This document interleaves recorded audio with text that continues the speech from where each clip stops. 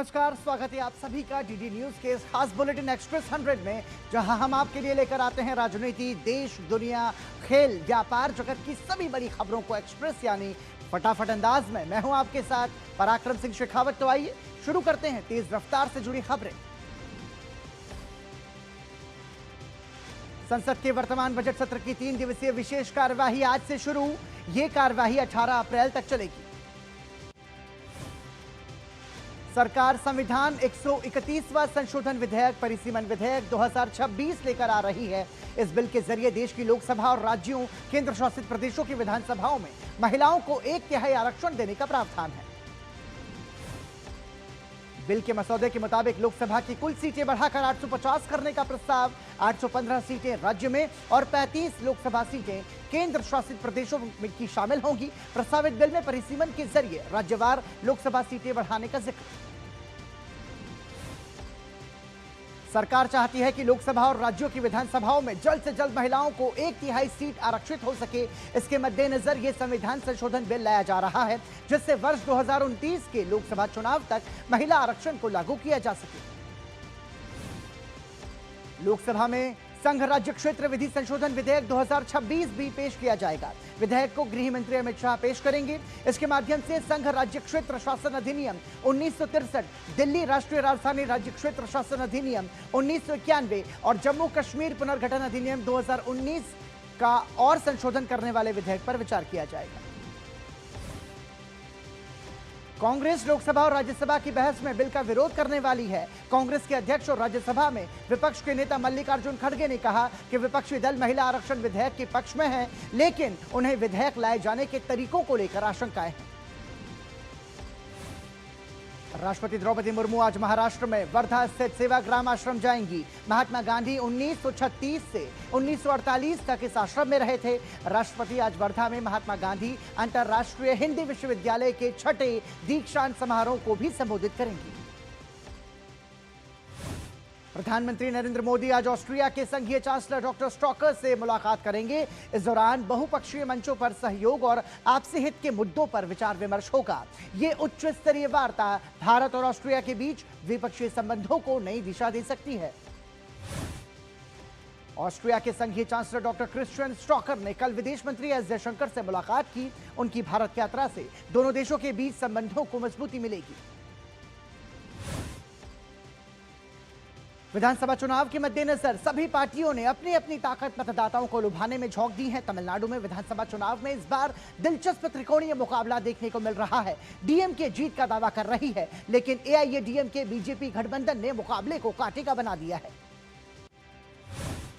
पश्चिम बंगाल की 294 सीटों के लिए सियासी दंगल में पारा हर दिन चढ़ता नजर आ रहा है। तृणमूल कांग्रेस और भारतीय जनता पार्टी के बीच मुकाबला कांटे का है। टीएमसी फिर से सत्ता का दावा कर रही है, तो भाजपा ने बदलाव का बिगुल बजा दिया है। असम के मुख्यमंत्री हिमंता बिस्वा शर्मा आज पश्चिम बंगाल में भाजपा उम्मीदवारों के समर्थन में चुनाव प्रचार करेंगे। मुख्यमंत्री हिमंता बिस्वा शर्मा कूच बिहार, दक्षिण कलचीनी और फांसीदेवा में भाजपा के उम्मीदवारों के लिए चुनावी रैली करेंगे। पश्चिम बंगाल में पहले चरण में 23 अप्रैल को मतदान होगा, जिसमें कूच बिहार, दक्षिण कलचीनी और फांसीदेवा शामिल है। सुप्रीम कोर्ट आज मुस्लिम महिलाओं को संपत्ति और उत्तराधिकारी से जुड़े मामलों में पुरुषों के बराबर हक दिए जाने की मांग वाली याचिका पर सुनवाई करेगा। याचिका में मांग की गई है कि मुस्लिम पर्सनल लॉ शरीयत के उन प्रावधानों को रद्द किया जाए जो संपत्ति अधिकार के मामलों में मुस्लिम महिलाओं के साथ भेदभाव करते हैं।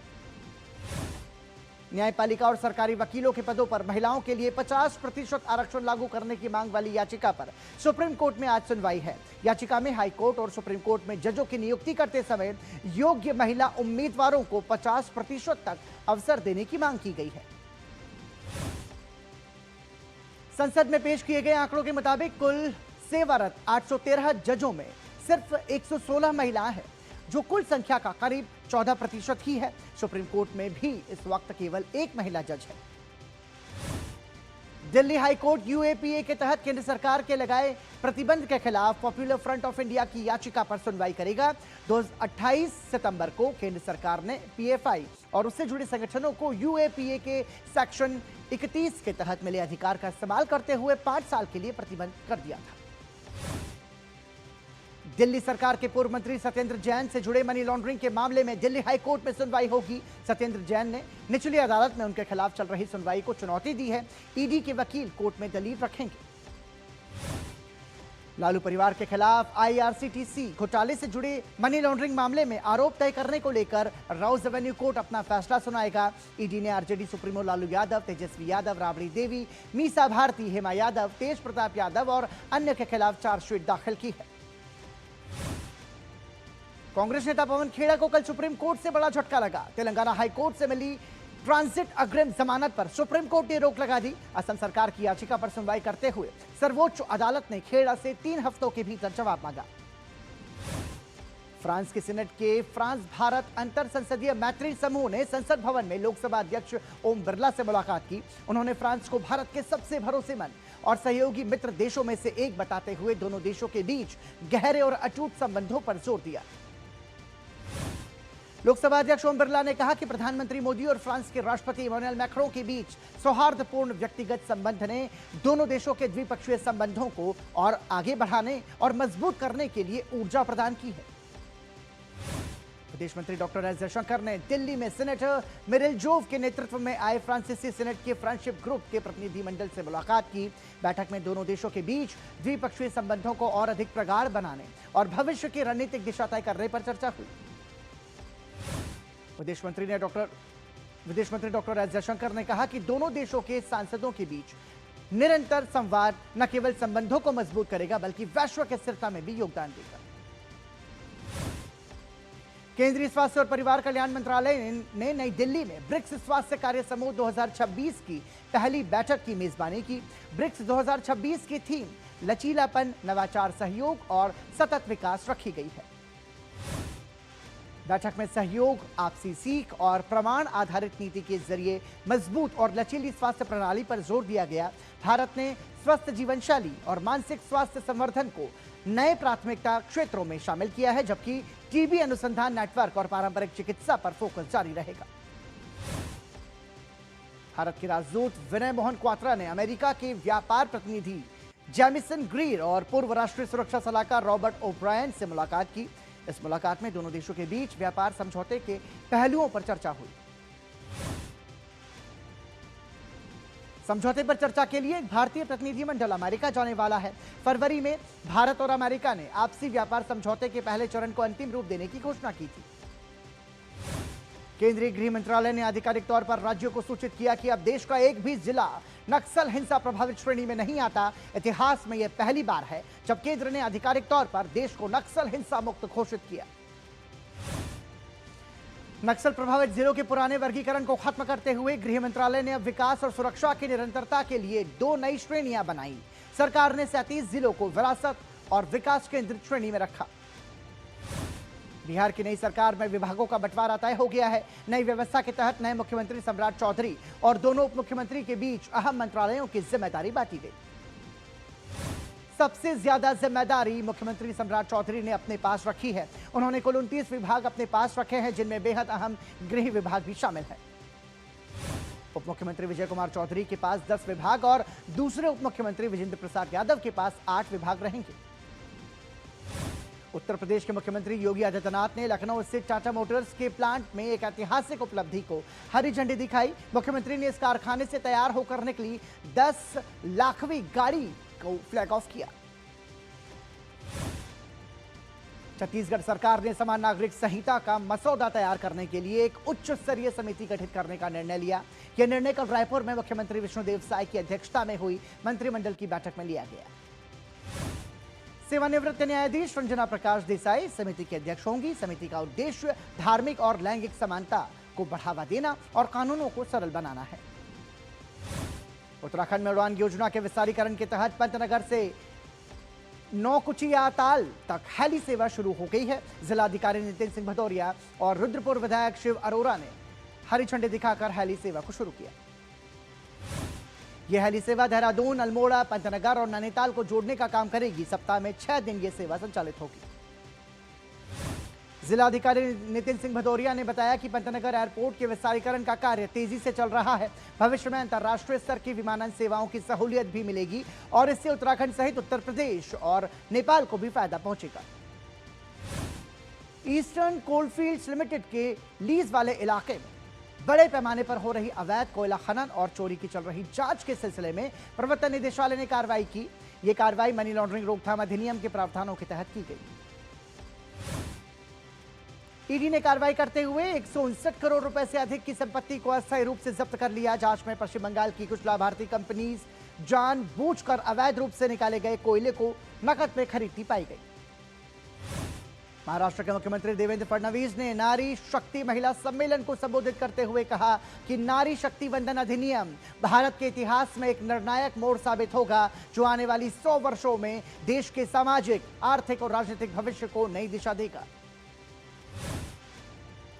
महिला आरक्षण बिल पर भाजपा सांसद अनुराग सिंह ठाकुर ने कहा कि ये मांग लंबे समय से उठाई जा रही थी, लेकिन पूरी नहीं हुई। कांग्रेस जिसने कई सालों तक राज किया, उसने सिर्फ वादे किए। हरियाणा के मुख्यमंत्री नायब सिंह सैनी ने चंडीगढ़ में नारी शक्ति वंदन अधिनियम सम्मेलन में कहा कि प्रधानमंत्री मोदी के नेतृत्व में नारी शक्ति नई ऊंचाइयों को छू रही है। मध्य प्रदेश के मुख्यमंत्री डॉक्टर मोहन यादव भोपाल में नारी शक्ति वंदन अधिनियम कार्यक्रम में शामिल हुए। उन्होंने कहा कि नारी शक्ति वंदन अधिनियम हमारी बहनों, लोकतंत्र के लिए है। प्रधानमंत्री मोदी का यह क्रांतिकारी निर्णय, इसका लाभ हमारी आधी आबादी को मिलेगा।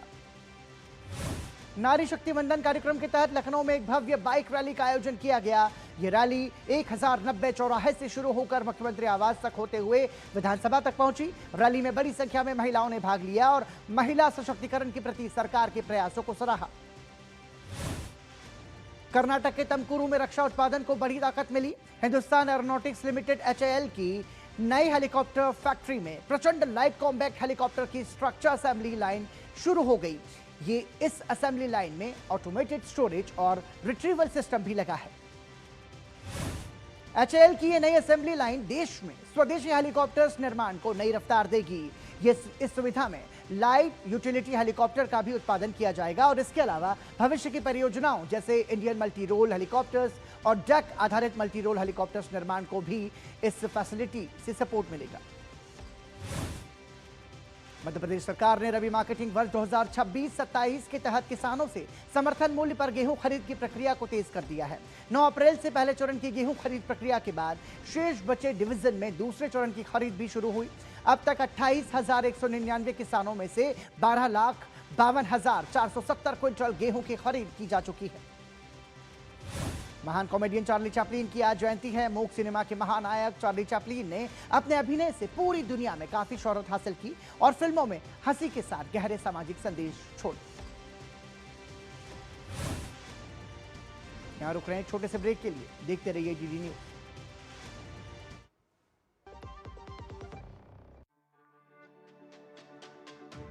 मेरी पसंद, मेरी पसंद,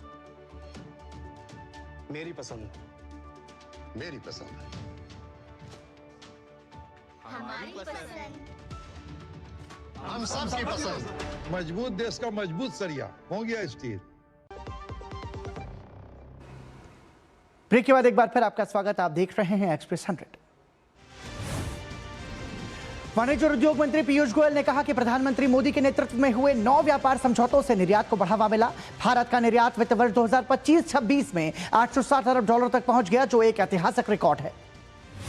एसोचैम के अध्यक्ष निर्मल मिंजा ने उम्मीद जताई कि भारत की बढ़ती प्रतिस्पर्धात्मकता के कारण अगले वित्त वर्ष 2026-27 में निर्यात $1 ट्रिलियन से अधिक होगा। मुख्य आर्थिक सलाहकार वी अनंत नागेश्वरन के अनुसार भारत को वैश्विक संघर्ष और ऊर्जा कीमतों के उतार चढ़ाव से बढ़ती जोखिमों का सामना करना पड़ रहा है, फिर भी वो मजबूत मैक्रो इकोनॉमिक स्थिति के साथ नए वित्तीय वर्ष में प्रवेश कर रहा है। S&P ग्लोबल रेटिंग्स के किम इंग टैन ने बताया कि भारत हाल के वर्षों में आर्थिक वृद्धि के मामले में दुनिया की बड़ी अर्थव्यवस्थाओं में सबसे बेहतर प्रदर्शन करने वाला देश रहा है। किम इंग टैन ने बताया कि भारत दुनिया की सबसे तेजी से बढ़ती अर्थव्यवस्था बना रहेगा और आने वाले समय में भारत की वास्तविक GDP ग्रोथ करीब 7% के आसपास रह सकती है। मुख्य सचिव वी श्रीनिवासन ने राजस्थान के उद्योग को बढ़ावा देने के लिए रिफाइनरीज और अन्य उद्योगों के बीच मजबूत संपर्क बनाने की बात कही। उन्होंने अधिकारियों को बालोतरा स्थित राजस्थान पेट्रोल जोन में रिफाइनरी से सामग्री की सप्लाई सुचारू रखने के लिए समझौते की प्रक्रिया तेज करने के निर्देश दिए। पेट्रोलियम मंत्रालय के मुताबिक सार्वजनिक क्षेत्र की तेल कंपनियों की औसत ऑटो LPG बिक्री इस साल अप्रैल में बढ़कर 282 मीट्रिक टन प्रतिदिन हो गई, जो फरवरी में 177 मीट्रिक टन प्रतिदिन थी। सरकार ने देशवासियों को भरोसा दिलाते हुए कहा कि एलपीजी की सप्लाई सामान्य बनी हुई है। छोटे 5 किलो वाले सिलेंडर्स की बिक्री में तेज वृद्धि हुई। 23 मार्च से अब तक लगभग 14 लाख से ज्यादा सिलेंडर बेचे जा चुके हैं। प्राकृतिक गैस सप्लाई में भी सुधार, जहां उर्वरक क्षेत्र को 95% गैस उपलब्ध कराई जा रही है और इंडस्ट्रियल सेक्टर को 80% तक गैस सप्लाई की जा रही है। सरकार ने सीजीडी नेटवर्क के तहत क्रिटिकल इंडस्ट्रीज को 100% गैस सप्लाई सुनिश्चित की। सरकार ने साल फरवरी मार्च के दौरान एमएसएमई सेक्टर को बढ़ावा देने के लिए 92,000 करोड़ रुपए से अधिक की 5.25 लाख से ज्यादा गारंटियों को मंजूरी दी। फरवरी मार्च के दौरान 20 लाख से अधिक एमएसएमई ने उद्यम पोर्टल पर नया रजिस्ट्रेशन कराया। इससे देश में कुल रजिस्टर्ड उद्यमों की संख्या 8 करोड़ के पार पहुंची, जो बढ़ती उद्यमशीलता गतिविधियों को दर्शाता है। ओपन एआई ने अपनी नई रिपोर्ट में कहा कि भारत दुनिया के सबसे बड़े और तेजी से बढ़ते आर्टिफिशियल इंटेलिजेंस बाजारों में से एक है। भारत खासतौर से कोडिंग, डेटा विश्लेषण और जटिल तर्क के मामले में काफी आगे। ओपन एआई ने यह भी बताया कि भारत में एआई की स्वीकार्यता मुख्य रूप से बड़े शहरों तक सीमित है, जहां कुल एआई उपयोगकर्ताओं का लगभग 50% हिस्सा रहता है। ओपन एआई के अनुसार प्रति व्यक्ति सोचने की क्षमता के उपयोग के मामले में भारत विश्व स्तर पर शीर्ष 5 देशों में शामिल। यहां के उपयोगकर्ता नियमित रूप से जटिल समस्याओं को हल करने के लिए एआई के साथ संवाद कर रहे हैं। भारत का रत्न और आभूषण निर्यात वित्त वर्ष 2026-27 में 27.72 अरब डॉलर पर रहा। रुपए के हिसाब से इसमें 0.93% की मामूली बढ़त दर्ज की गई, जबकि पिछले वित्त वर्ष 2025 में यह 2,42,559 करोड़ रुपए था। भारतीय रेलवे में वित्त वर्ष 2025-26 में 741 करोड़ यात्रियों ने सफर किया और ब्रॉड गेज नेटवर्क के 99.6% हिस्से का विद्युतीकरण हो चुका है, जिसमें करीब 25,000 ट्रेनों का संचालन प्रतिदिन किया जा रहा है। सरकार के अनुसार रेलवे की कुल आय इस वित्त वर्ष में बढ़कर लगभग 80,000 करोड़ रुपए तक पहुंच गई। इसके अलावा माल ढुलाई में भी वृद्धि हुई, जो अब 1,670 मिलियन टन तक पहुंच गई। दिल्ली सरकार की इलेक्ट्रिक व्हीकल पॉलिसी ड्राफ्ट 2024-2030 के लागू होने के बाद इलेक्ट्रिक वाहनों की बिक्री में तेजी से वृद्धि की संभावना खरीदार ईवी खरीद को स्थगित कर सकते हैं। दिल्ली की इलेक्ट्रिक व्हीकल पॉलिसी ड्राफ्ट के मुताबिक जनवरी 2027 से केवल इलेक्ट्रिक तिपहिया वाहनों का पंजीकरण किया जाएगा। फिर अप्रैल 2028 से केवल इलेक्ट्रिक 2 पहिया वाहनों का पंजीकरण दिल्ली में होगा। भू राजनीतिक तनावों के बीच मार्च में गोल्ड ईटीएफ में जोरदार उछाल, यूएम 3 गुना बढ़कर हुआ 1.7 लाख करोड़ रुपए। और अंतर्राष्ट्रीय खबरों की बात करें तो नेपाल की नवगठित बालेंद्र शाह सरकार ने 2006 से अब तक के सार्वजनिक पदाधिकारियों की संपत्तियों की जांच के लिए एक आयोग गठित करने का निर्णय लिया। इस आयोग का नेतृत्व सुप्रीम कोर्ट के पूर्व न्यायाधीश राजेंद्र कुमार भंडारी करेंगे। संयुक्त राज्य अमेरिका के वित्त मंत्री स्कॉट बेसेंट ने कहा कि चीन ईरान के तेल का 90% से अधिक खरीदार है, जो ईरान की ऊर्जा जरूरतों का 8% पूरा करता है।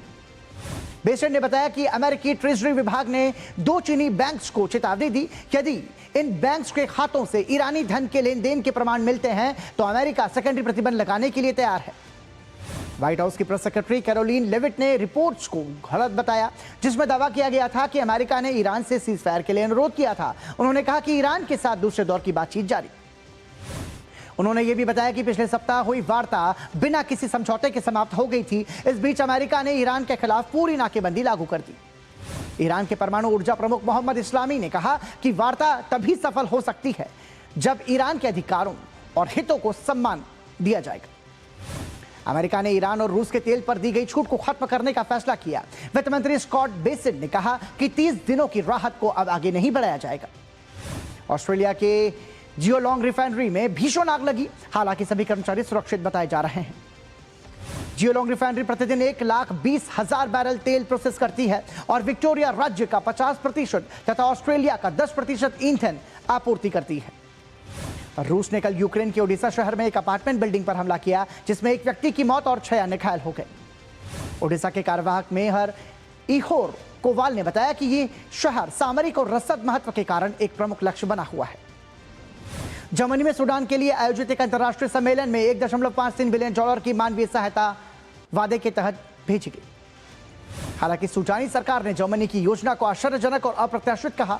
इसे खार्तूम से बिना सलाह किए अपने आंतरिक मामलों में हस्तक्षेप बताया। तुर्की के कहारा मानमरस शहर में एक 14 साल के छात्र ने मिडिल स्कूल में 8 छात्रों और एक शिक्षक की गोली मारकर हत्या कर दी। हमले में 13 लोग घायल हैं, 6 की हालत गंभीर।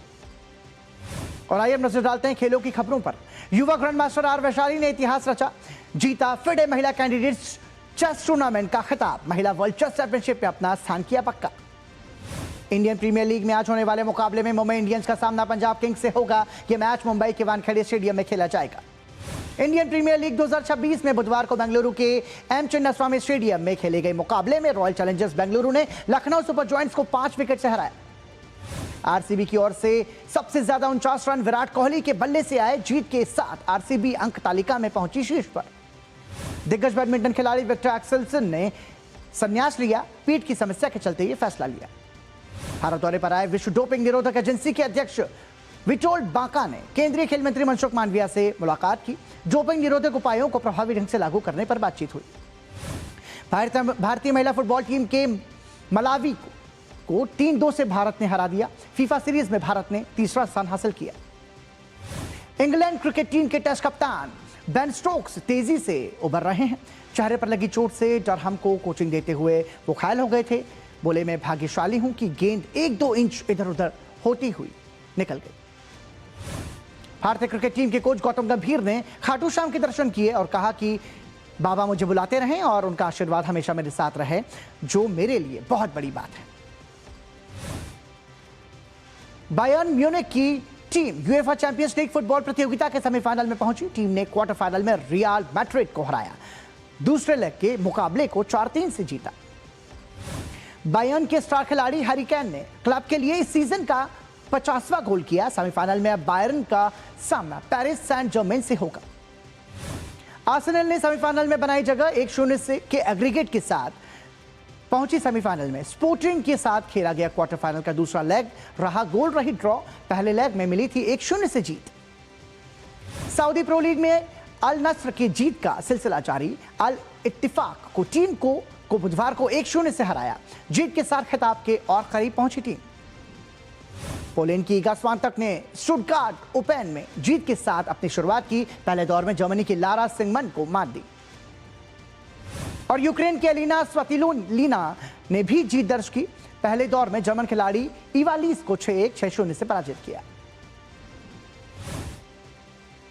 और इसी के साथ एक्सप्रेस न्यूज 100 में इतना ही। दीजिए अनुमति। नमस्कार।